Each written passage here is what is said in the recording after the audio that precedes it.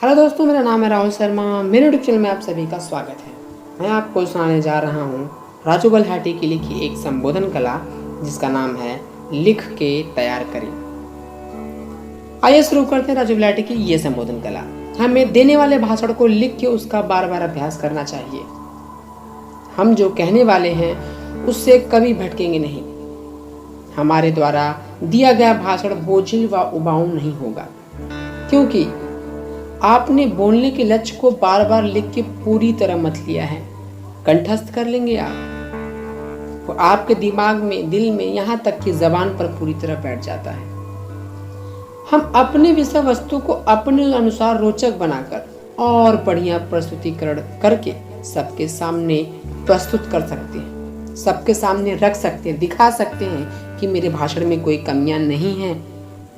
हम जितने भी मैंने अभी तक बोला उसमें कोई कमी नहीं है, ना ही किसी को बोझल लगेगी। इसका सबसे बड़ा फायदा यह होता है कि हम अपने विषय वस्तु से भटकते नहीं। जो मेरी विषय वस्तु, जो मेरा बिंदु है, हम उसे हटकर नहीं बोलते, हम उसी पे बोलते रहते हैं। पूरी की पूरी विषय वस्तु हमारी आंखों के सामने आती रहती है। एक बात और, जब हमें लंबा भाषण देना हो, काफी समय तक खड़े होकर बोलना हो, तो हमारी कोशिश होनी चाहिए कि उसके मुख्य बिंदु को लिख कर रख लें। यानी कि भाषण में जितने भी मेन पॉइंट्स हैं उनको नंबर 1, नंबर 2, नंबर 3 इस तरह डाल के बिंदु को नोट करके रख लें, ताकि जब हम अपने बिंदु को बोलें तो एक झलक हम उसमें से जरूर देख लें, ताकि जब कभी हमें भटकान या संवाद के दौरान विषय वस्तु ओझल प्रतीत हो, पुनः वो हमारी आंखों के सामने आ जाएगी। हम देख लेंगे कि मेरे मेन पॉइंट्स क्या क्या मैंने लिख के रखा है। जब हम ऐसा देख लेंगे तो मुझे अपनी पुरानी पॉइंट्स फिर से याद आ जाएंगे और अपने बिंदु पे हम फिर से बोलना शुरू कर देंगे। हम अपने लिखे बिंदुओं को देखते हैं। ध्यान रहे, जैसे हम लक्ष्य से भटकते हैं वैसे ही हम समय को नष्ट करने के साथ अपने भाषण की जीवंतता समाप्त कर देते हैं। उसके महत्व धीरे धीरे समाप्त होने लगते हैं। भाषण सारगर्भित होना चाहिए। बहुत सारे विश्व प्रसिद्ध वक्ता बोलने से पहले अपने भाषण को लिखकर पूरी तरह मथ डालते हैं, पूरी तरह कंठस्थ कर लेते हैं कि मुझे बोलना क्या है, कहीं मेरे बोलने में कोई गलती तो नहीं हो रही है। इससे आपको शब्दों की कमी से दो चार नहीं होगा, लक्ष्य स्पष्ट होगा, सभी आपको ध्यान से सुनेंगे।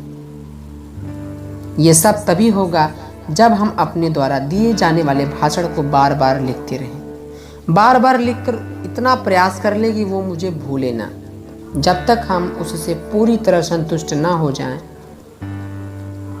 आपको जितने भी पेज नष्ट करने पड़े, आप निर्विकार भाव से अपने विषय वस्तु से जुड़े रहें और अपनी लेखनी व भाषणों को मांझते रहें जब तक कि आप उसमें पारंगत ना हो जाएं, ताकि आपका भाषण सारगर्भित व सटीक बन जाए।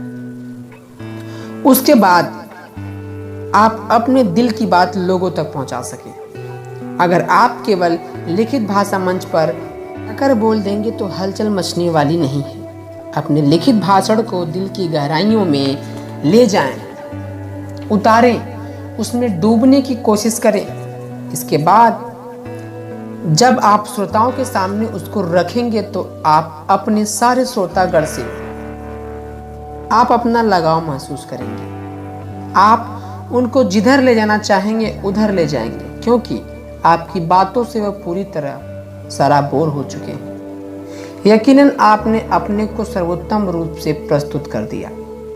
भाषण लिखने में सतर्कता क्या होनी चाहिए, इनको भी जान लेते हैं। राजू बलहाटी जी कहते हैं, जिस विषय वस्तु पर आपको अपने विचारों को रखना है, पहले उससे जुड़े हुए सारे बिंदुओं को एकत्र कर लें। तत्पश्चात उन सभी बिंदुओं को क्रमबद्धता द्वारा प्रदान करने के साथ उनको व्यवहारिकता प्रदान करें। व्यवहारिकता से तात्पर्य यह है कि उसको थोड़ा व अपने जीवन के वास्तविक घटनाओं से जोड़ना, उनको अपने से लगाकर मिट्टी से जुड़ी बातों को कहना, ऐसा लगे कि आप उनके हमदर्द हैं। जब हम ऐसा करते हैं तो उनकी रोचकता हमारे संबोधन में बढ़ने लगती है। श्रोता हमसे जुड़ा हुआ महसूस करते हैं। और ऐसा तभी होगा जब आप मिट्टी से जुड़ी बातों को रखेंगे। यह प्रक्रिया काफी महत्वपूर्ण हो जाती है। हमारे भाषण के प्रमुख तत्वों को इस प्रकार प्रस्तुत किया जाना चाहिए कि वो बार बार श्रोताओं का ध्यान खींचे।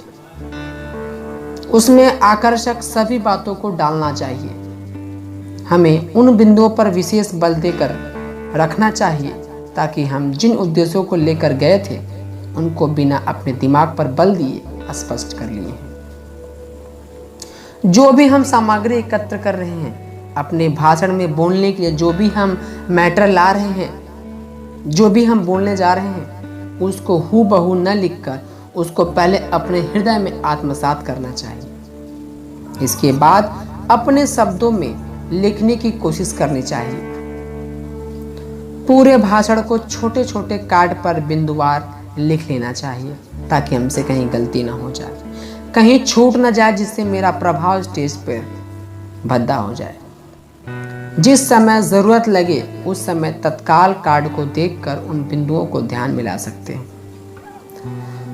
और अपने विषय वस्तु की तैयारी में एक बात का सदैव ध्यान रखें, सरल शब्दों का चयन हो। सरल व छोटे शब्दों को बोलने में आसानी होती है और आपको रखना भी छोटे शब्द को ही चाहिए। साथ ही सामने वाला भी उसको आसानी से समझ सकता है। कई बार विद्वता दिखाने के चक्कर में लोग कठिन व दुरूह शब्दों का प्रयोग करने लगते हैं। इसका नतीजा यह होता है कि सामने वाला अपना सर खुजलाने लगता है, क्योंकि उसको समझ में नहीं आता कि वक्ता क्या बोल रहा है। किसी भी रूप में क्रमबद्धता नहीं टूटनी चाहिए। अगर एक बार आपकी क्रमबद्धता टूट गई तो पहले जैसी बनने वाली नहीं है। साथ ही सटीकता बरकरार रखनी चाहिए। इसके लिए हम पुस्तकालय, नेट व उस विषय वस्तु से संबंधित प्रसिद्ध वक्ताओं के भाषणों का सहारा ले सकते हैं। लंबे लंबे वाक्यांशों का प्रयोग घातक हो सकता है। छोटे छोटे वाक्यांशों का प्रयोग बोलने में सरल होते हैं। साथ ही अटकने का खतरा भी नहीं होता और समझने में भी आसानी होती है। अगर कम पढ़ा लिखा है वो भी समझेगा, ज्यादा पढ़ा लिखा है वो भी समझेगा, कोई बच्चा बैठा है वो भी समझ लेगा। अपने भाषण को पढ़कर देने की कोशिश ना करें, उसको अपने हृदय में उतारें और अपनी भाषा में बनाकर सबके सामने प्रस्तुत करें। अपने तैयार विषय वस्तु को बार बार याद करके पढ़ें, उसे अपने मन मस्तिष्क में बैठाने की कोशिश करें। इतना कुछ करने के बाद भी अंदर विश्वास उत्पन्न नहीं हो रहा है तो नोट कार्ड पर मुख्य बिंदुओं को लिखकर ऐसे रख लें कि किसी को आभास ना हो कि आप किसी चीज की मदद लेकर पढ़ रहे हैं। नोट कार्ड पर मोटे मोटे अक्षरों में लिखकर रख लें। एक सावधानी बरतें, भाषण देने से पहले नोट कार्ड के ऊपर अभ्यास कर लें, क्योंकि पहली बार अचानक उपयोग मंच से करने पर हड़बड़ाहट या रुकावट हो सकती है। उसके ऊपर अभ्यास करके आएंगे तो इन सब परेशानियों से बच सकते हैं। लिखा हुआ भाषण पढ़ने से वक्ता व श्रोताओं के मध्य एक तारतम्य स्थापित नहीं हो पाता, क्योंकि आप उनको अपने दिलो दिमाग से बोलेंगे नहीं और वक्ता जो सुनना चाहते हैं वो होती है दिल की बातें। नए वक्ताओं के लिए तो यह प्रक्रिया माफ हो सकती है, पर एक सफल वक्ता बनने में यह प्रक्रिया सहायक नहीं होती है। अपनी बातों को समझाने के लिए पूरी कोशिश होनी चाहिए। सरल से सरल शब्दों का प्रयोग करें, श्रोताओं से जुड़ी घटनाओं का उदाहरण देकर स्पष्ट करें और जैसा माहौल हो वैसा ही उदाहरण दें। जैसे आपके बिंदु हो वैसे ही उदाहरण को आप पेश करें। खासतौर पर जब वक्ता अपने स्वयं के जीवन की घटनाओं के माध्यम से रखने की कोशिश करता है तो भाषण को ज़्यादा से ज़्यादा रोमांचक बना देता है। कहा गया है, कार्य करना सीखें, नहीं परिस्थिति के अनुसार खुद को ढाल लें। इन सब के साथ इन संबोधन का अंत होता है। फिर आपसे मिलेंगे एक नए संबोधन के साथ अगले दिन। धन्यवाद।